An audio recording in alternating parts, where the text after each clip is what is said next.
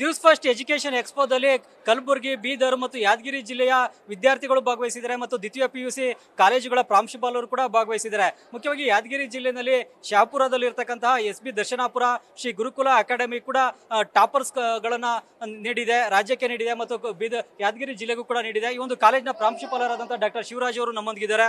ಇವರನ್ನು ಕೂಡ ಇವತ್ತು ಅವರ ವಿದ್ಯಾರ್ಥಿಗಳಿಂದಲೇ ಸನ್ಮಾನಿಸಲಾಗಿದೆ. ಈಗ ಶಿವರಾಜ್ ಅವರೊಂದಿಗೆ ಮಾತನಾಡೋಣ. ಶಿವರಾಜ್ ಅವರಿಗೆ ತಮ್ಮನ್ನ ಮತ್ತೆ ತಮ್ಮ ಕಾಲೇಜಿನ ವಿದ್ಯಾರ್ಥಿಗಳನ್ನ ಸನ್ಮಾನಿಸಲಾಯಿತು ಮತ್ತು ಈ ಒಂದು ಎಜುಕೇಶನ್ ಎಕ್ಸ್ಪೋ ಬಗ್ಗೆ ತಾವೇನು ಹೇಳ್ತೀರಾ? ಸರ್, ಎಜುಕೇಷನ್ ಎಕ್ಸ್ಪೋ ಅನ್ನೋದು ವಿದ್ಯಾರ್ಥಿಗಳಿಗೆ ಒಂದು ಮಾರ್ಗದರ್ಶನವಾಗುತ್ತೆ. After second PU what next, ಇದು ಎಲ್ರಿಗೂ ಕಾಡುವಂಥ ಒಂದು ದೊಡ್ಡ ಪ್ರಶ್ನೆ ಆಗಿರುತ್ತೆ. ಆ ವಿಚಾರವಾಗಿ ಇಲ್ಲಿ ಅದಕ್ಕೆ ಉತ್ತರ ಸಿಗುವಂಥ ಅವಕಾಶಗಳಿರ್ತವೆ. ಜೊತೆಲಿ ಬೇರೆ ಬೇರೆ ಕಾಲೇಜುಗಳು ಇಲ್ಲಿ ಬಂದಿರ್ತಾರೆ, ಅವ್ರ ಕಡೆಯಿಂದ ಮಾಹಿತಿಗಳನ್ನ ತಗೋಬೋದು. ಮತ್ತು ಯಾರು ಟಾಪರ್ಸ್ ಬಂದಿದ್ದಾರೆ ಅವ್ರನ್ನ ಗುರುತಿಸೋದ್ರಿಂದ ಅವರಿನ್ನೂ ಮೋಟಿವೇಶನ್ ಆಗಿ ಇನ್ನೂ ಒಂದೊಳ್ಳೆ ರೀತಿಯ ಸಾಧನೆನ ಮಾಡಲಿಕ್ಕೆ ಸಾಧ್ಯ ಆಗುತ್ತೆ.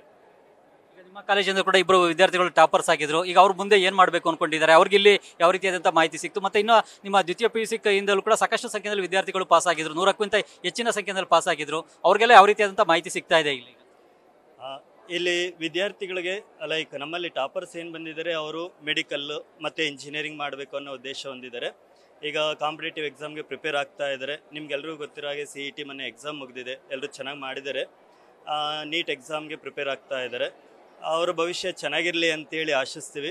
ಮತ್ತು ಇಲ್ಲಿಗೆ ಬಂದಾಗ ಬೇರೆ ಬೇರೆ ಕಾಲೇಜುಗಳು ಅವರ ಮುಖ್ಯಸ್ಥರುಗಳೊಟ್ಟಿಗೆ ಮಾತಾಡಿ ಒಂದೊಳ್ಳೆ ಮಾಹಿತಿನ ಕಲೆ ಹಾಕಿದ್ದಾರೆ ಅಂತೇಳಿ ಅಂದ್ಕೊಳ್ತೀವಿ. ಈಗ ನೀವು ಕೂಡ ದ್ವಿತೀಯ PUC ಪಾಸ್ ಆಗಿರುವಂಥ ವಿದ್ಯಾರ್ಥಿ, ನಿಮಗೆ ಯಾವ ರೀತಿಯಾದಂಥ ಮಾಹಿತಿ ಸಿಗ್ತಾ ಇದೆ, ಇಲ್ಲಿ ಅನುಕೂಲ ಆಗ್ತಾ ಇದೆಯಾ ಹೇಗೆ? ಇಲ್ಲಿ ನಮಗೆ ಅಂದರೆ ಬೇರೆ ಬೇರೆ ಯೂನಿವರ್ಸಿಟೀಸ್ ಕಾಲೇಜ್ ಅವ್ರು ಬಂದು ನಮಗೆ ಅಂದರೆ ಅವ್ರದ್ದು ಇದು ಕೋರ್ಸಸ್ ಮತ್ತು ಅವ್ರದ್ದು ಪ್ಲೇಸ್ಮೆಂಟ್ಸ್ ಬಗ್ಗೆ ಎಲ್ಲ ಗೊತ್ತಾಗಿದೆ.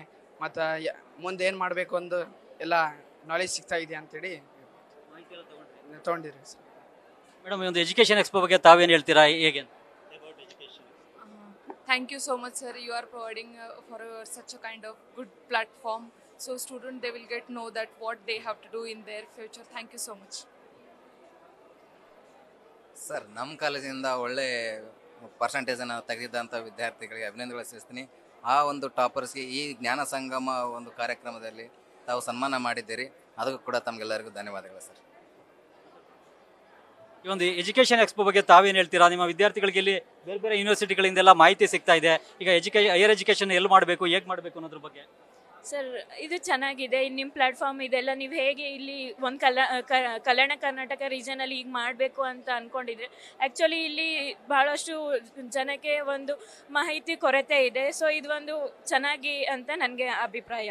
ನಿಮ್ಮ ವಿದ್ಯಾರ್ಥಿಗಳನ್ನು ಕೂಡ ಸನ್ಮಾನಿಸಲಾಯಿತು, ನಿಮ್ಮ ಕಾಲೇಜ್ ಪ್ರಿನ್ಸಿಪಾಲ್ರಿಗೂ ಕೂಡ ಸನ್ಮಾನಿಸಲಾಯಿತು. ಅವರನ್ನು ಪ್ರೋತ್ಸಾಹಿಸುವಂಥ ನಿಟ್ಟಿನಲ್ಲಿ ಈ ಕಾರ್ಯಕ್ರಮ ಯಾವ ರೀತಿ ನೆರವಾಗ್ತಾ ಇದೆ? ತುಂಬ ಒಳ್ಳೆ ರೀತಿಯಿಂದನೇ ನೆರವಾಗ್ತಿದೆ. ಸೊ ಥ್ಯಾಂಕ್ ಯು ಅಂತ ಹೇಳಕ್ಕೆ ಇಷ್ಟಪಡ್ತೀನಿ.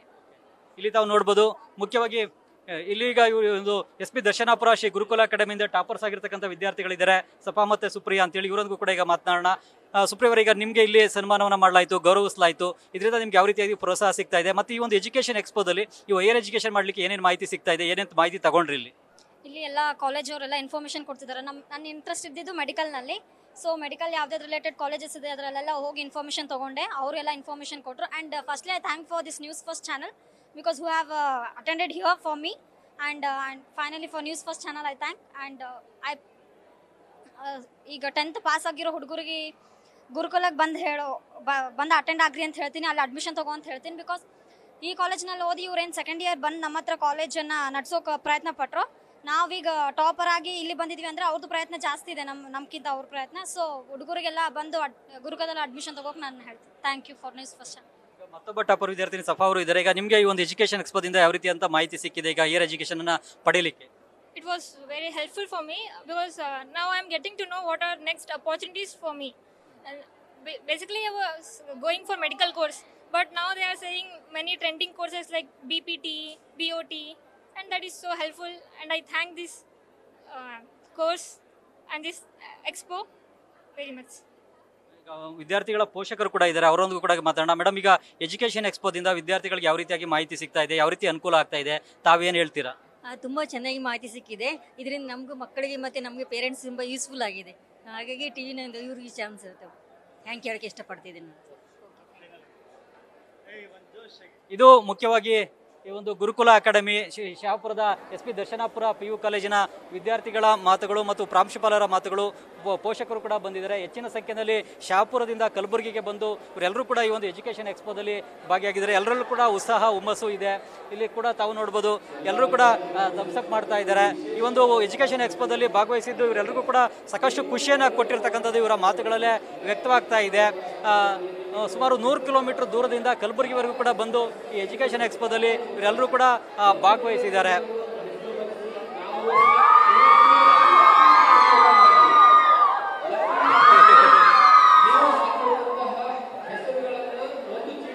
ಓಕೆ, ಕ್ಯಾಮ್ರಾಮನ್ ಲಿಂಗಪ್ಪ ಜೊತೆ ಚಂದ್ರಮೋಹನ್, ನ್ಯೂಸ್ ಫಸ್ಟ್, ಕಲಬುರಗಿ.